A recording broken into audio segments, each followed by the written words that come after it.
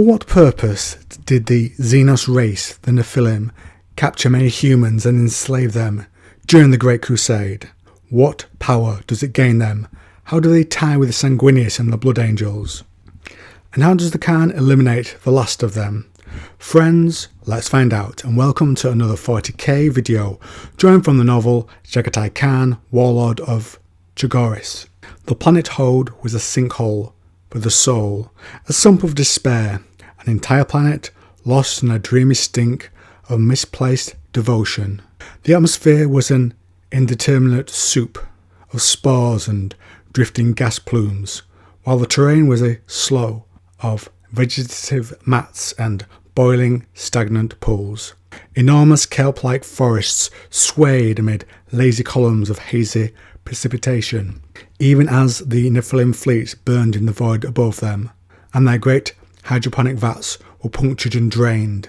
The last of the Nephilim had grimly retreated to their last city, clustering amid its greasy domes and condensate towers, and getting a really planty vibe from the description of this bunch of Xenos race so far, alongside the remnants of once extravagantly plundered slave races.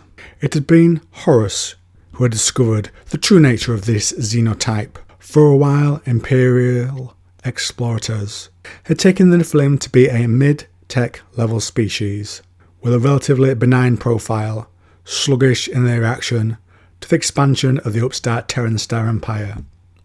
If they were a video game character, they would be the generic enemy that comes and attacks you again and again, wearing slightly different colours on each level. They were not a civilization worth expending vast amounts of effort to subdue. That, it turned out, was a mistake. The diplomatic embassies, who had of course diplomatic immunity, sent in those early days, were discovered years later, their husked bodies bolted to the interior of the Nephilim's empath chapels. Estimates of the population of enslaved or suborned humans ran into the billions, entire worlds, entire systems. The Eye of Horus definitely blinked on this one.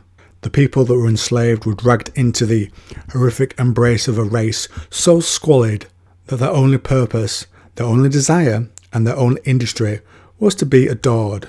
They should get in contact with Fulgrim, perhaps. The fanaticism they inspired was strongest in the weak and the exhausted, and so in the turmoil of the Age of Strife, the Nephilim had prospered, cooing words of soft comfort to the desperate, while gently ushering them into the portals of their empath chapels. Here the humans were shackled to psychic manifolds and made suitable for the needle-tipped matrices that would be quietly slipped under their cranial folds, primed to slowly drain the vitality from them. The Xenos warrior caste would even shed their own skins and drape them over mute slave troops, augmenting them and mutating them, blurring the lines between the species until the oldest and the most corrupt of their servants were hardly human at all, but a gene-spliced and flesh-stretched amalgam of supine domesticity. To destroy the heart of this faith-generated culture, more strenuous methods were required. The Nephilim's great cathedrals, organic, bulbous and slimy with the long fronds of Hode's foul vegetation, were guarded by the oldest and the mightiest of the Xenos warriors, each taller and broader than a Space Marine dreadnought walker. Armed with flesh-popping sonic weapons and metamorphic armour hides, they lurched out from the murk, streaked with long trails of steaming moisture, their pulsating skin strobing with watery points of light, their smooth, expressionless faces somehow more nightmarish than if they'd broken into roars of leers. The ultimate tendril hub rose out of grey misted jungles, tier upon tier of organic ridges, thrusting into the clouds as high as humanity's own hive city spires. Brewed within that almighty hulk were the first and the oldest of the praised cathedrals, stained black with the blood of the absorbed. Their walls are made of spines and crusts and seeping moisture vents.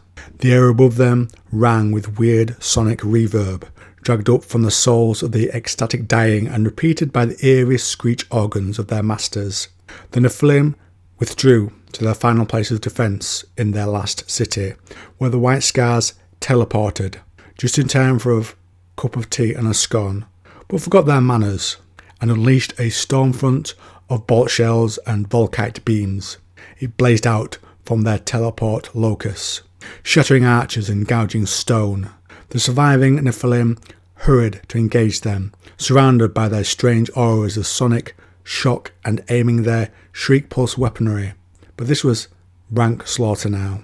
Their reality-ripping guns had little effect on the armour plate, and the Terminators crashed into the enemy in a ruinous wave of servo-accelerated violence. The oldest and foulest of the Nephilim, the Patriarch of the Adored, sat enthroned upon the apex of the cathedral's sagging dome, its seat a forest of glistening cables and neural fronds.